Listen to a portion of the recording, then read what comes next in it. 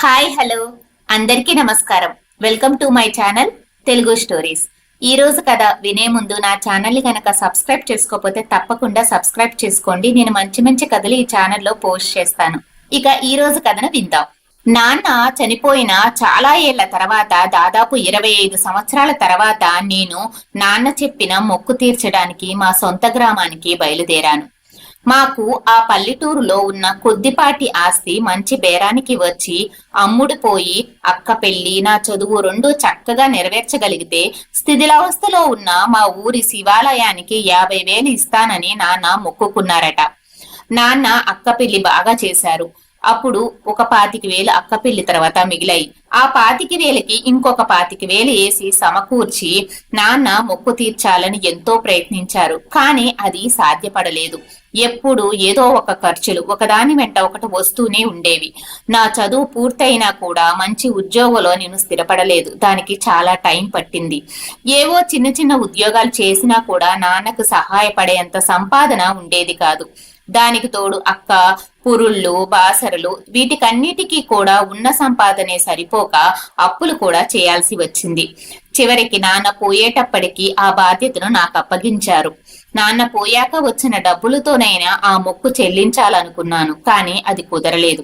అప్పటి నా పరిస్థితుల్లో 50,000 దేవుడికి ఇవ్వటం అంటే మాటలు కాదు. కానీ అమ్మ బలవంతం మీద ఒక 50,000 తీసి దేవుడి పేరుతో దాచాను. కొన్నాళ్ల దాకా ఆ డబ్బుని తాకలేదు. నాన్న చనిపోయిన తర్వాత ఆ బాధని గుర్తు చేసుకుంటూ ఆ ఆలోచనలోనే ఉన్నాను, కానీ మొక్కు గురించి ఆలోచించలేదు. కానీ తర్వాత ఏదైనా అవసరం వచ్చినప్పుడు దాన్ని తీద్దామనుకుంటే మా అమ్మ కోప్పడేది. ఎప్పుడు చూసినా అమ్మ ఆ డబ్బు తీయకు అని కంగారు పడి అయ్యయ్యో క్షమించమని దేవుణ్ణి వేడుకో అని చెంపలేసుకునేమనేది. అలాగే నా తరపున కూడా తనే క్షమాపణలు చెప్పుకొని ఒక కొబ్బరికాయ కొట్టి రోజంతా ఉపవాసంతో ఉండేది. చివరికి అమ్మ నా బాధ చూడలేక ఆ డబ్బు నువ్వు తీసేదా పర్వాలేదు, కానీ ఎంత వాడితే అంతకు రెట్టింపు దానిలో నువ్వు వెయ్యాలి. అలా జీతం రాగానే నా దగ్గరున్న డబ్బుని తీసుకుని దేవుడికి ఎంతో కొంత ఉంచి దేవుడి దగ్గర దాచేది. అమ్మ పోయాక ఆ బాధ్యతను నా భార్య తీసుకుంది. నేను ఆర్థికంగా స్థిరపడ్డాను. అమ్మ దేవుడి దగ్గర దాచిన ఆ డబ్బు గురించి, మొక్కు గురించి నేను మర్చిపోయాను. నా కొడుకు పెద్దవాడయ్యాడు. పెద్దవాడైతూ ఈ రోజుల్లో చదువు, ఉద్యోగం అన్నిటికీ మించి వాడిని ఒక ఇంటి వాడిని చేయడం లాంటి బాధ్యతల గురించి ఆలోచిస్తూ ఆనాటి నాన్న ఆరాటం, ఆ మొక్కు అన్నీ కూడా మర్చిపోయాను. ఇప్పుడు నాకు అది గుర్తొచ్చింది. ఇప్పుడు నా ఆర్థిక పరిస్థితి పర్వాలేదు కనుక ఆ మొక్కుని తీర్చేయాలనుకున్నాను. డబ్బులు చూశాను. 2 లక్షల పైనే డబ్బు అమ్మ దేవుడి దగ్గర దాచింది. ఈ 2 లక్షలు ఇవ్వాలంటే మొదట నా ప్రాణం ఒప్పుకోలేదు. కానీ ఆ డబ్బు దేవుడికి ఇవ్వాలని అమ్మ నాకు ఖచ్చితంగా చెప్పింది. దాని వలన నేను ఇవ్వాలి, లేకపోతే నా కొడుకు భవిష్యత్తు ఏమవుతుందో అనే భయంతో ఇవ్వటానికి నిర్ణయించుకున్నాను. మా అబ్బాయికి ఏవో పరీక్షలు ఉండడం వల్ల వాడు రానన్నాడు. పరీక్షల టైంలో వాడిని వదిలేసి రావటానికి మా ఆవిడ కూడా ఇష్టపడలేదు. అసలు సంగతి ఏంటంటే వాళ్ళిద్దరికీ కూడా ఈ పల్లెటూరికి రావడం ఇష్టం లేదు. అది నాకు తెలుసు. అందుకే నేనే ఒంటరిగా బయలుదేరాను. ఆ గుడి, ఊరు ఇప్పుడు ఎలా ఉన్నాయో, ఆ గుడి ఇంకా శిథిలావస్థలో ఉందో, బాగుపడిందో, నన్నెవరైనా గుర్తుపడతారో లేదో, నాన్నకు సంబంధించిన చుట్టాలందరూ వాళ్ళ తాలూకు వాళ్ళు ఇంకా అక్కడ ఉన్నారో లేరు, ఇలా ఆలోచిస్తూ నేను కార్ని స్లోగా నడుపుతున్నాను. అలా ఆలోచిస్తూ నేను చాలా దూరం వచ్చాను. రోడ్డుకి 2 పక్కల చూసుకుంటూ వెళుతూ ఉన్నాను. అప్పుడున్నాల్సిన పాకలు అవన్నీ కూడా ఇప్పుడు కనిపించట్లేదు. దూరంగా అక్కడక్కడ ఒక్కొక్కటి మాత్రమే కనిపిస్తున్నాయి. ఎన్నో మార్పులు కనిపించాయి. నా వెనక ఒక కారు ఉంది. ఆ కారు మాత్రం నెమ్మదిగా వెళ్తున్న నాకు పద్దాక హారన్ కొడుతూనే ఉన్నాడు. ఏం అవస్థో, ఏం ఆరాటమో ఇతనికి అనుకుంటున్నాను. కొన్ని మైళ్ళు ప్రయాణం చేస్తే నేను వెళ్లాల్సిన ఊరు వస్తుంది. మట్టి రోడ్డు స్థానంలో తారు రోడ్లు కనిపించాయి. అమ్మయ్య, మా ఊరికి రోడ్డు వేశారు అనుకున్నాను. తర్వాత నాకు సందేహం కూడా వచ్చింది. అసలు ఇది మా ఊరేనా అనుకున్నాను. కారులో నుంచి విండోస్ తీసి చుట్టుపక్కలంతా చూసి అది మా ఊరే అని నిర్ధారించుకొని ఇంకా ప్రయాణం ముందుకు వెళ్ళాను. ఆ ఆలోచనలో నేను గమనించలేదు, కానీ బాగా మబ్బులు కమ్ముకున్నాయి. ఒక్కసారిగా పెద్ద గాలి కూడా మొదలైంది. పట్టపగలైన మబ్బులు కమ్మేసి సాయంత్రం 6, 7 అయినట్లుగా అనిపించింది.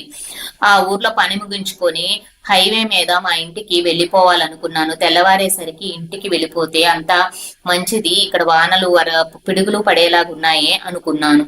అలా ఆలోచిస్తూ నేను కారుని నడుపుతున్నాను. ఇందులో రోడ్డు పక్కన ఉన్న ఒక పాపలో నుంచి ఒక పిల్లవాడు దూసుకొని నా కారు ముందుకు వచ్చాడు.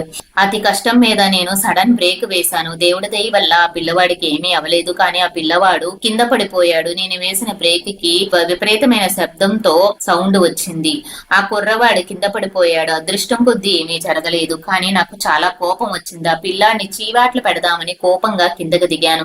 ఆ సైడ్ రోడ్లకి దిగే లోపల నా వెనుక ఉన్న కారు నన్ను ఓవర్టేక్ చేసేసి ఇంకా ముందుకు వెళ్లిపోయింది. వాడు నెమ్మదిగా లెగిశాడు. వాడిని చూడగానే కోపం అంతా కూడా చల్లారిపోయింది. పాపం గుడ్డివాడు. ఈదురు గాలులకు తోడు వర్షం కూడా ప్రారంభమైంది. ఆ పక్కనే ఒక ముసలావిడ కనిపించింది. నేను ఆ ముసలావిడ ఈ పిల్లోడు ఆ ముసలావిడ తాలూకేమో అని తన్ని అడుగుదామని వెళ్ళాను.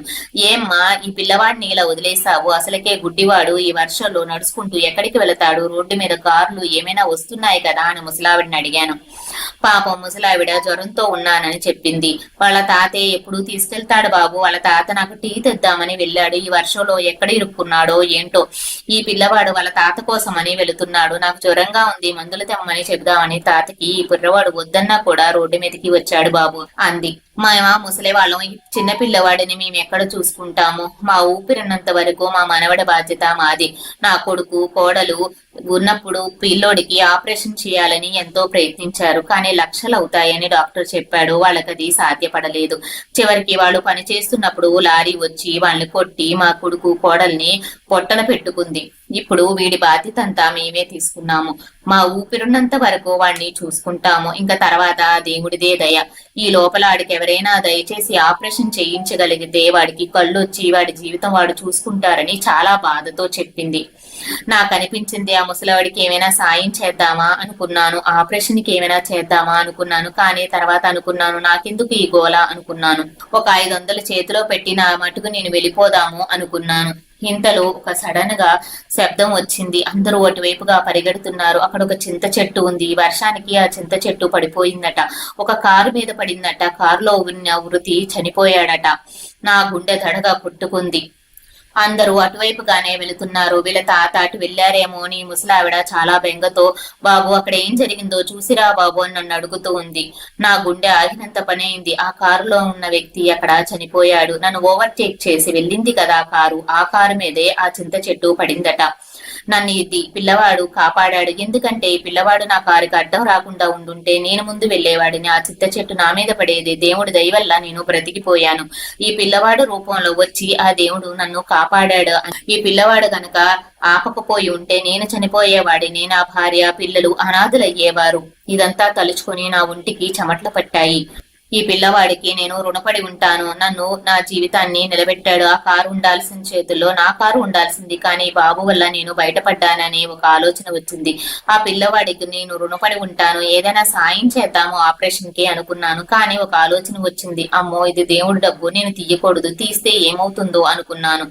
ఆ తర్వాత మళ్ళీ ఇంకోవైపు నా మనసు చెబుతూ ఉంది, రుణము లేదు, సింగినాదము లేదు, నీ పని ఏంటో అది చూసుకొని వెళ్ళిపో అన్నట్టుగా నా మనసు చెప్పింది.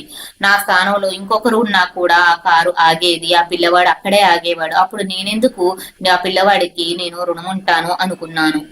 నేను బతకడానికి దేవుడే నాకు దైవం ఇచ్చాడు అనుకున్నాను.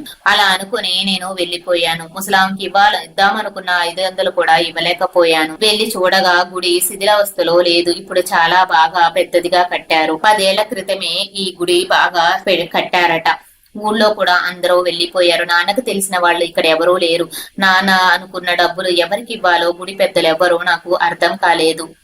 నాన్న నాకు ఇచ్చిన బాధ్యత తీర్చాలంటే గుడి గురించి ఎవరికైనా గుడికి సంబంధించిన వాళ్ళకి ఆ డబ్బులు ఇచ్చి నా దారిని నేను వెళ్ళిపోవాలనుకున్నాను. నాన్న చెప్పిన కరణం గారు కూడా 10 ఏళ్ల క్రితమే ఊరిచ్చి వెళ్ళిపోయారట. ఇప్పుడు ఎక్కడున్నారో కూడా తెలియదట. పక్కన ఊర్లో ఉండే ఒక పెద్ద మనిషి గుడి నిర్వహణ బాధ్యత అంతా చూసుకుంటున్నారని, ప్రస్తుతం ఆయన అమెరికాలో ఉన్న ఒక కొడుకు దగ్గరికి వెళ్ళాడని తెలిసింది. ఏం చేయలేదో తెలియక మళ్ళీ గుడికి వచ్చాను. అక్కడున్న పంతులు గారికి చెప్పి డబ్బు ఉండిలో వేసి వెళ్ళిపోదాం అనుకున్నాను. కానీ వచ్చేసరికి పంతులు గారు తాళం వేసి వెళ్లిపోయారు. అక్కడ మండపంలో మాత్రం లైట్ వేసింది. ఎవరో గురువు గారు ప్రవచనాలు చెబుతున్నారు. ఒక 25 మంది కూర్చొని శ్రద్ధగా వింటున్నారు. గుడికి తాళం వేసి ఉన్ని కటకటాల్లో నుంచి దేవుడు కనబడుతూనే ఉన్నాడు. కానీ ఉండి మాత్రం లోపలే ఉంది. ఏం చేయాలో తోచలేదు. అంత డబ్బు ఎవరికి ఇవ్వాలి? ప్రాణం ఒప్పుకోలేదు. గురువు గారు ప్రవచనాలు చెబుతూ మండపంలో ఒక స్తంభానికి ఆనుకుని కళ్ళు మూసుకొని కూర్చున్నారు. గురువు గారి మాట అక్కడ ఉన్న జనం వింటూ ఉన్నారు.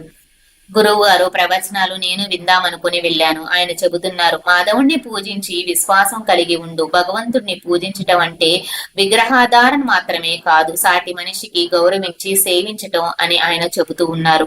అవసరమైన చోట చెయ్యకుండా రోజు గుడి చుట్టూ ప్రదక్షిణాలు చేసుకొని కొబ్బరికాయలు కొట్టడం వల్ల దేవుడు సంతోషించడు. అవస్థలో ఉన్న సాటి మనిషికి నువ్వు సహాయం చెయ్యు. నువ్వు ఏ ప్రాణానికి సేవ చేసినా సాయం చేసినా అది ఆ దేవుడికే చెందుతుంది. నీకు అవసరమైనప్పుడు నిన్ను తప్పకుండా దేవుడు కాపాడతాడు. దైవం మానవ సేవ రూపేణ అన్నారు. అవన్నీ నేను వింటూ ఉన్నాను.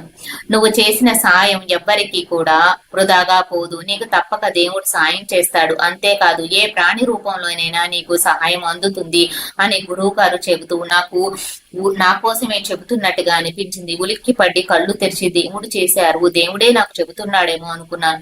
మూర్ఖుడా, ఇంకా అర్థం కాలేదుగా అన్నట్లుగా దైవమే నా కేసు చూస్తున్నట్లుగా నాకు అనిపించింది. తోచిన వెంటనే నా కర్తవ్యం నాకు గుర్తుకు వచ్చింది. గుడి మరమ్మతులు జరిగి ధూపదీప నైవేద్యాలు కూడా లోటు లేకుండా ఇప్పుడు అన్ని బాగానే జరుగుతున్నాయి. ఈ డబ్బు ఉండిలో పడవేయడం కన్నా ఇంకో మంచి పనికి ఉపయోగించడమే దేవుడికి ఇష్టం. ఆ పిల్లవాడి కళ్ళ ఆపరేషన్ కి భగవంతుడి సంకల్పం. అందుకే నన్ను ఆ కుర్రవాడి రూపంలో రక్షించాడు. వెంటనే ఆ పాక దగ్గరికి వెళ్లి ఆ ముసలి దంపతులు తోడుండి ఆ పిల్లవాడిని తీసుకెళ్లి ఆపరేషన్ చేయించాలి అని నేను నిర్ణయించుకున్నాను. తేలికపడ్డ మనసుతో కారు వైపు నడిపించాను. తర్వాత పిల్లవాడికి ఆ ముసలి వాళ్ళకి ఆ డబ్బులు ఇచ్చి వాళ్ళకి ఆపరేషన్ చేయించమని చెప్పాను. వాళ్ళు ఎంతో సంతోషించారు. వాళ్ళు చెప్పారు, దేవుడే నీ రూపంలో వచ్చి మాకు సాయం చేశారు బాబు. నువ్వు నీ బిడ్డలు చిరకాలం సంతోషంగా ఉండాలని కోరుకుంటున్నామన్నారు. ఆ పిల్లవాడు ఆనందం అయితే ఇంకా చెప్పలేనిది, మాటల్లో నాకు చెప్పలేను. ఆ సంతోషంతో కారుని వెనక్కి తిప్పి నేను ఇంటికి బయలుదేరాను. చూసారు కదా ఫ్రెండ్స్, మానవ సేవే మాధవ సేవ. మనం చేసే ఏ పనిలో అయినా దేవుడు ఉంటాడు. దేవుడికి ఇచ్చిన ఒక మంచి పనికి ఇచ్చిన ఆయనకే చెందుతుంది. ఈ కథ కనుక మీకు నచ్చినట్లయితే తప్పకుండా నా ఛానల్ ని సబ్స్క్రైబ్ చేసుకోండి, నాకు సపోర్ట్ చేయండి. ధన్యవాదాలు.